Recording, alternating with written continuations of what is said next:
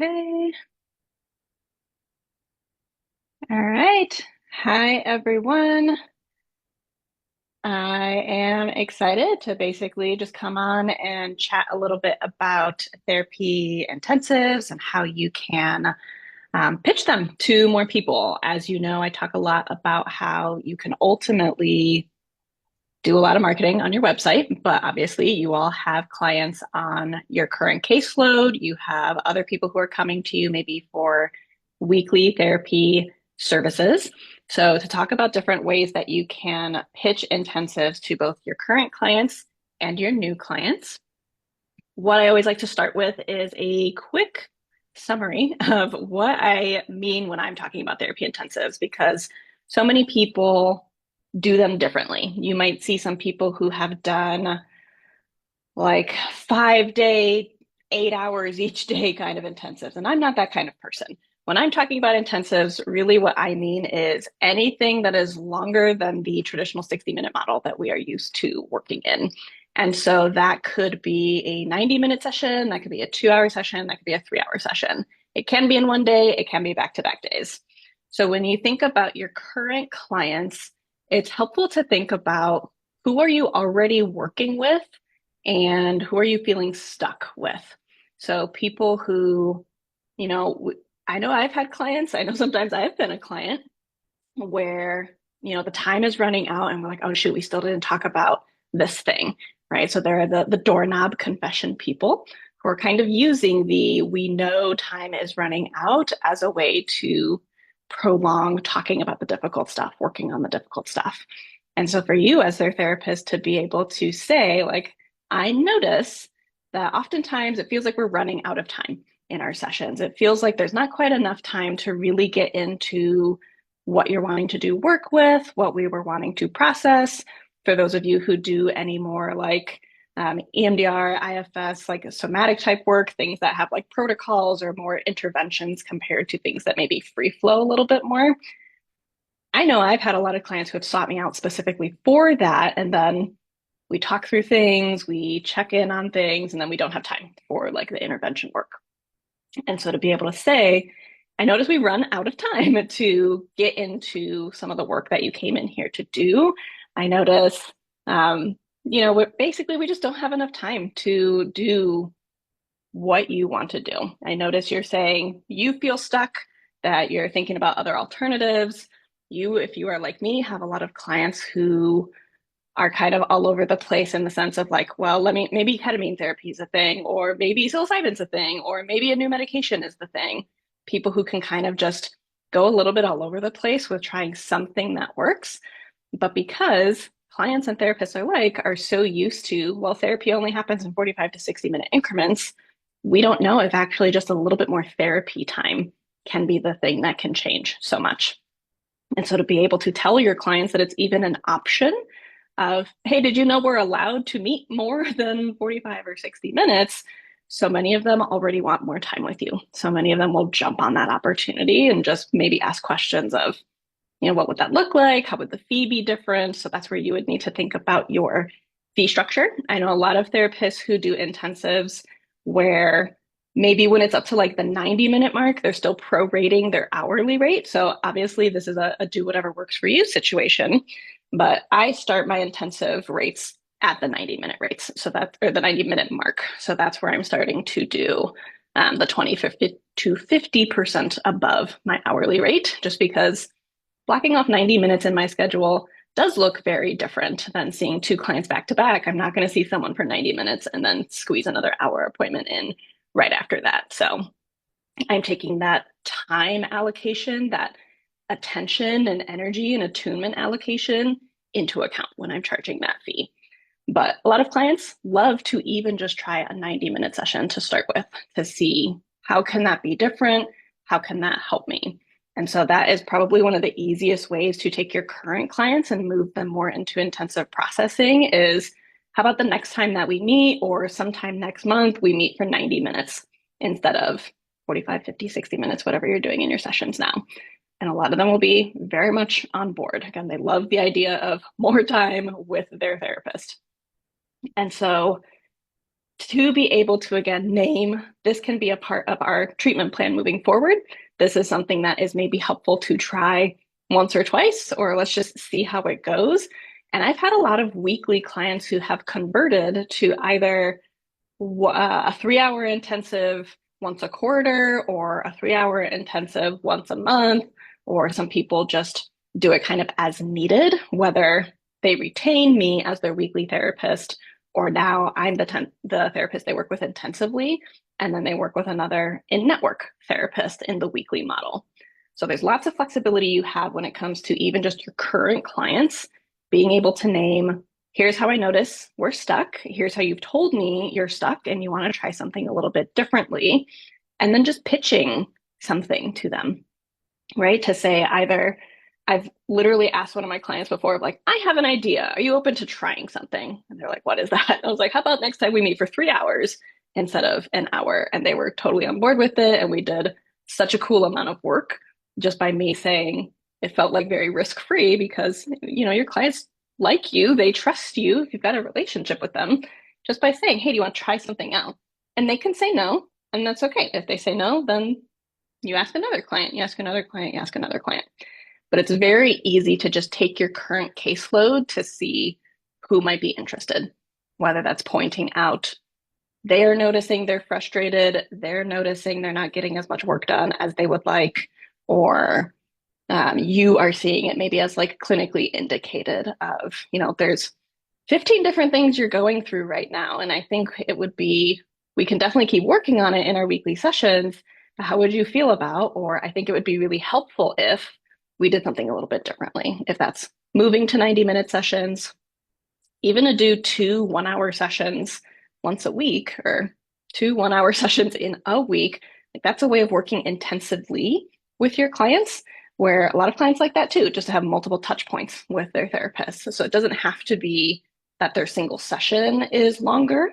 It can just be you pitch a way of actually getting to things more quickly if that's multiple times a week or a longer session in a given week. So what have you noticed?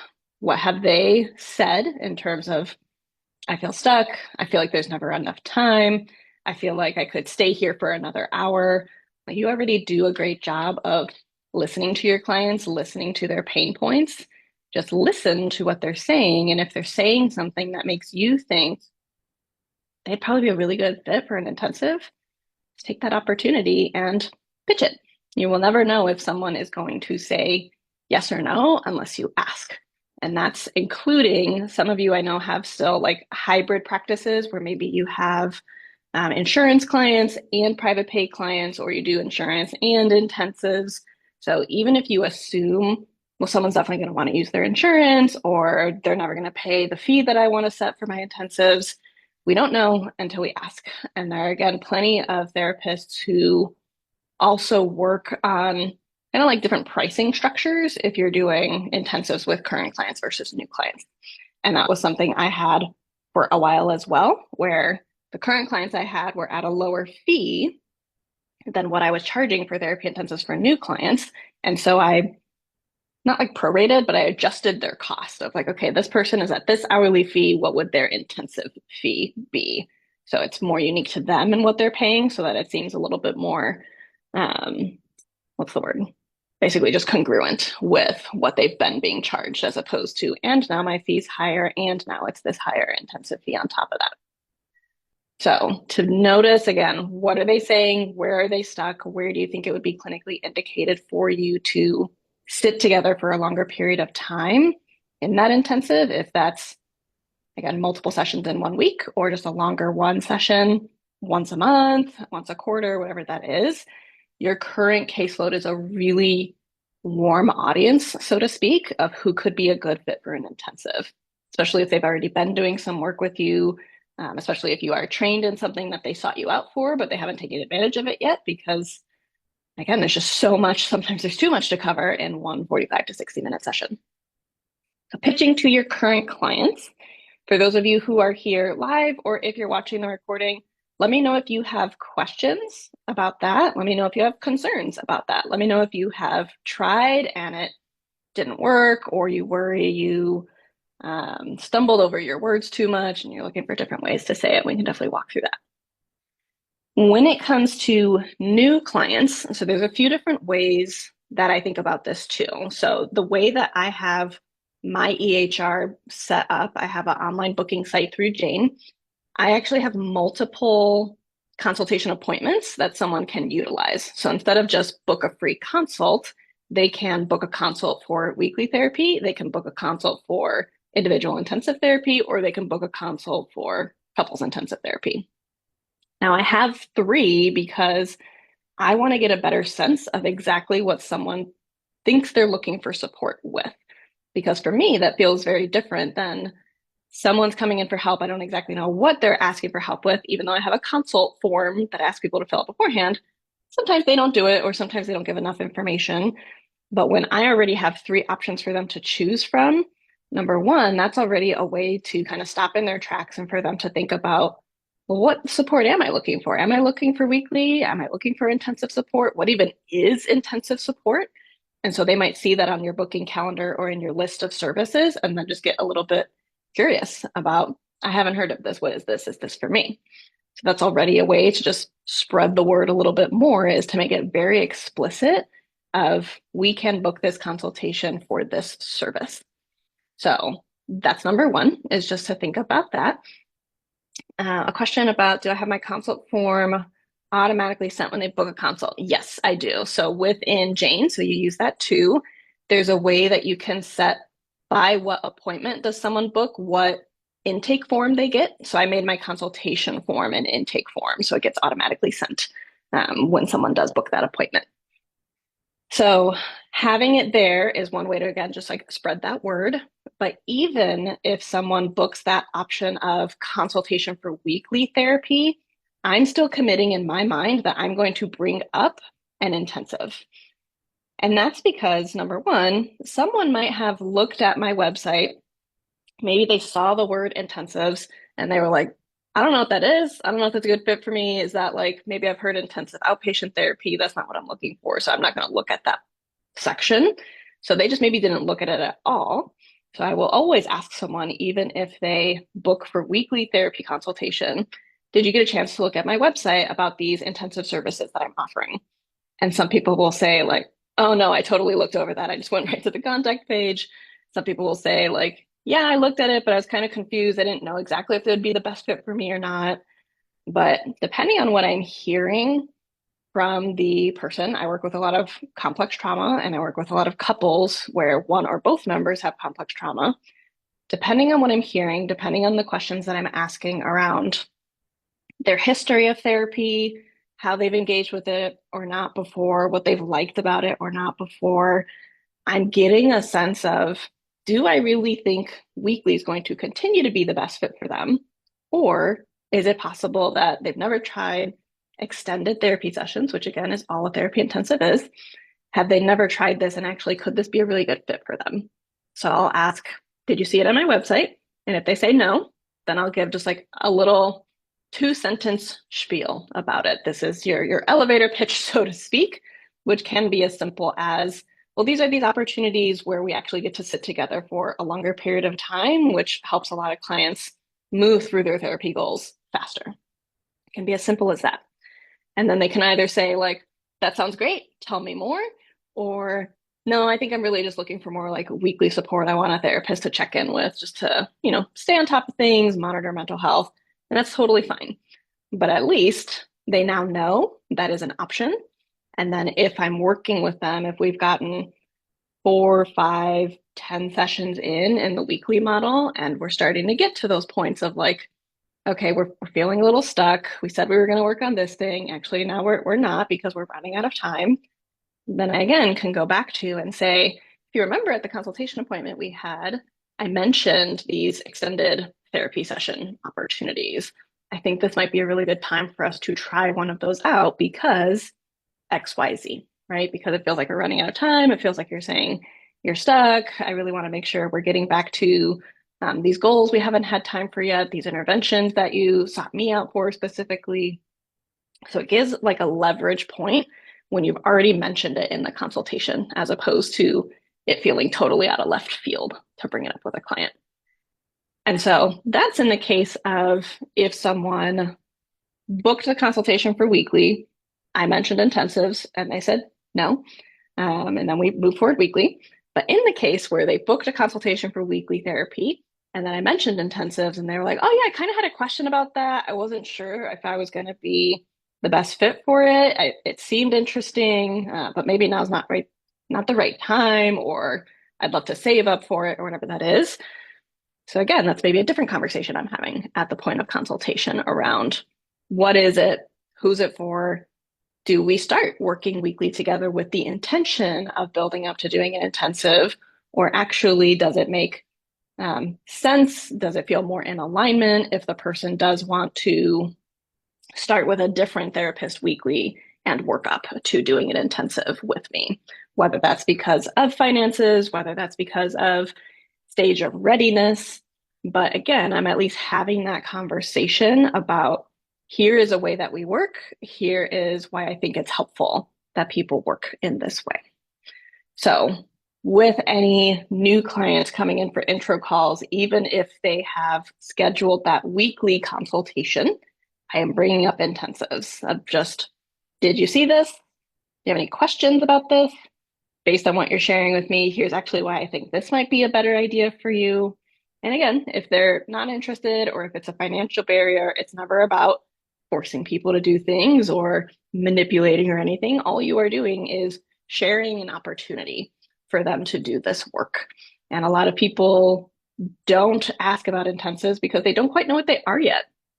We as therapists are using that word more and more, the more that they're becoming known, but clients have no idea what an intensive is. If they know what it is, it's because maybe another therapist has said, I think you would benefit from an intensive. And so that's where the SEO comes into play around marketing that from that perspective of the few people that are out there looking specifically for an intensive can find you if that's what you're marketing on your website. But otherwise, I think it's still really important that you are committing, if you want to be booking more therapy intensives, that you're committing to, I'm going to bring this up with everyone, whether it's a current client, whether it is a new client who's just asking about weekly therapy. I'm just going to at least let them know this is a service I offer.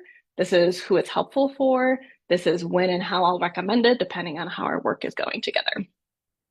And someone asked a question, are intensives a good fit for all clients, or do some clients do better from a weekly therapy? That's a really good question. I think intensives, there's like some red flags sometimes where it's probably counterproductive, counter therapeutic, contraindicated of when it's not a good fit. And that would be, intensive therapy is different from, again, that intensive outpatient therapy. So if you are solo practice, if you are a small group practice, you may not have the capacity to care for someone in an IOP type of way. So that's where we want to make clear to clients, this is what it is and this is what it isn't.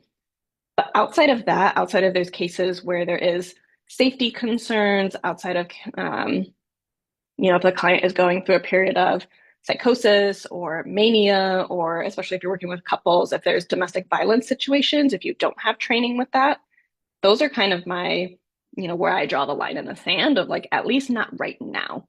Right now, intensive therapy may not be the best fit. Intensive outpatient therapy, perhaps.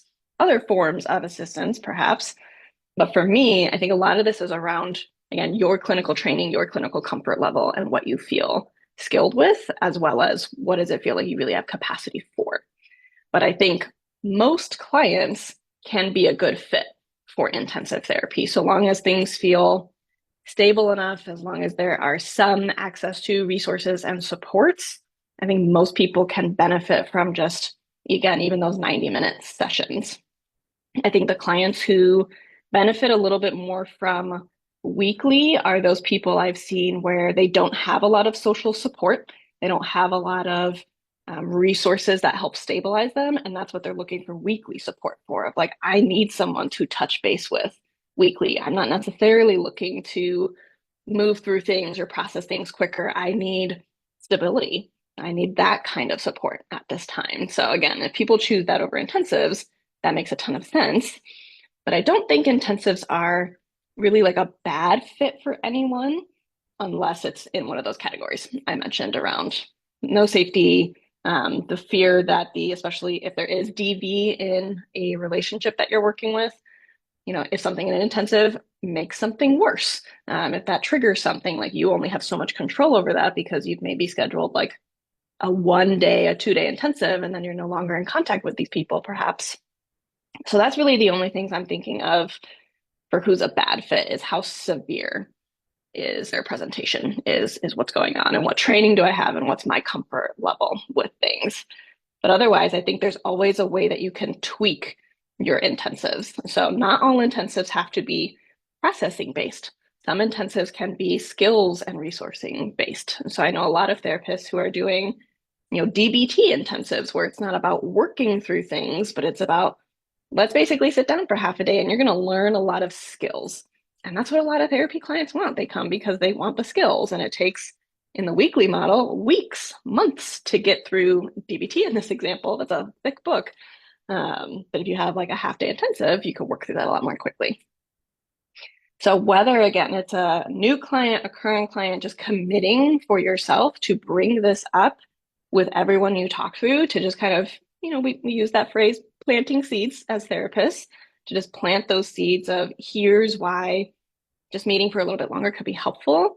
Here's something I want you to know that's available as an offering for you. The more you talk about it, the more you will book. And like I said, I don't do marketing with other I don't do like networking marketing. So I haven't booked intensives from people referring clients to me. It's all people who have found me on Google. It's all people who I've just talked to in a consult or on my current caseload.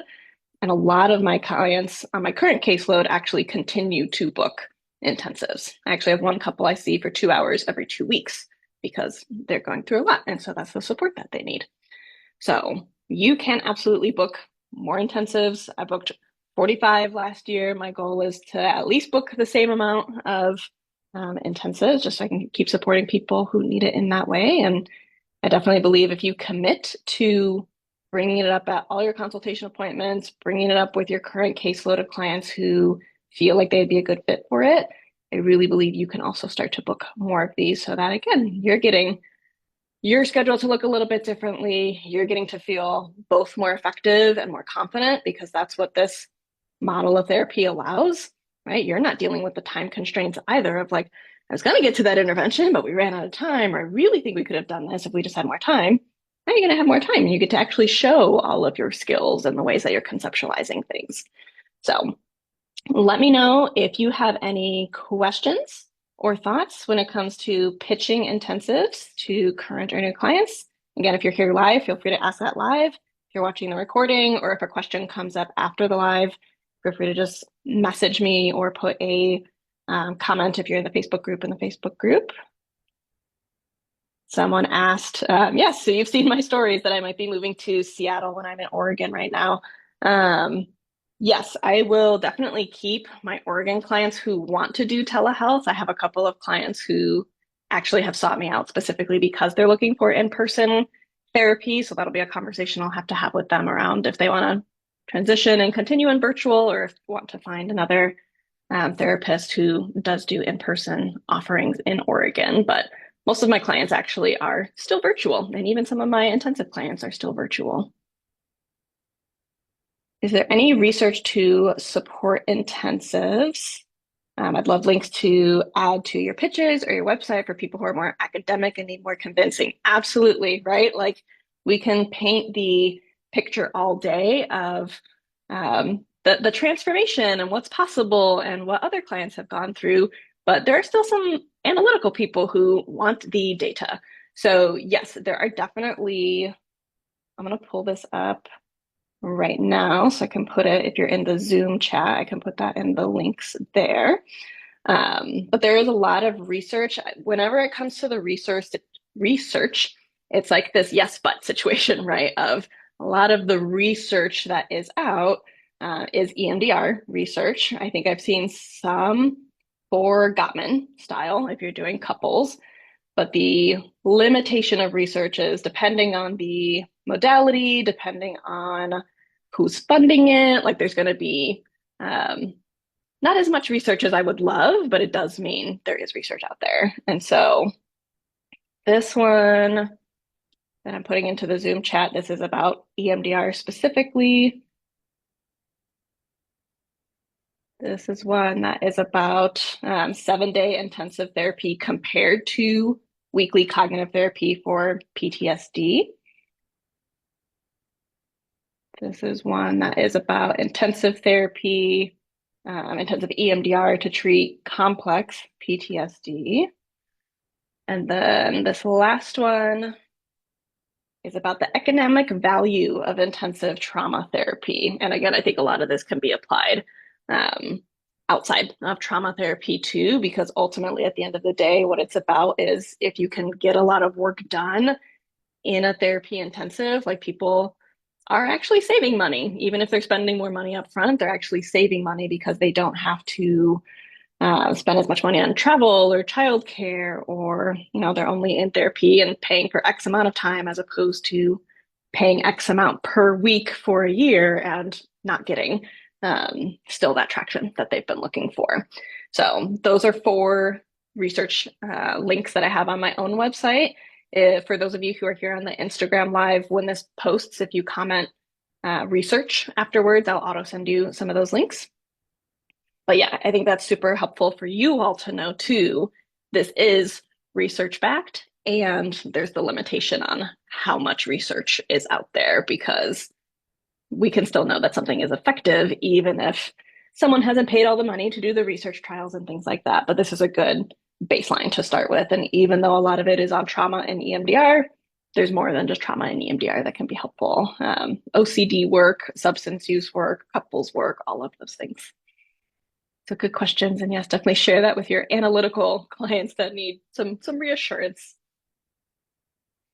Any other questions for those who are here live? Feel free to put that in the chat. But otherwise, yeah, I just wanted to hop on quick because this was a question that's been coming up with a lot of people, is how do I just book more? How do I talk about it more in a way that doesn't feel salesy or gross or awkward? And anything new is going to feel awkward, and that's okay. And that's why I think it's helpful to commit to. If I'm going to pitch it to every client, it gets less and less awkward over time. You fumble over your words less. You feel more confident in what it is that you are offering, as well as the value behind it. And also encourage you all to feel really creative with this process. Like, that's the whole point of an intensive, is not for it to look one way, not for it to look the way I do or the way other people do, is just what works for you and what works for your client base. Because those of you who work with neurodivergent clients, they may not have the attention span to do 8 hours in one day, but they might love the idea of a 90 to 120-minute session. So this is all about what works for you, what works for your clients. Why are we doing this? We're doing this because we want to help our clients feel better, faster, and move through things. It's the whole point of our attempt to put ourselves out of a job. Like, therapy intensives are definitely a way to do that, by just helping people faster, helping more people than we can, because you can only see so many people weekly for 60 minutes at a time. I haven't seen any other questions come in. So again, if questions come up afterwards, feel free to DM me, leave a question in the Facebook group. And otherwise, thank you for taking time out of your day if you're here live. Thanks for catching the recording, and I will see you all next time. Bye, everyone. Thank you.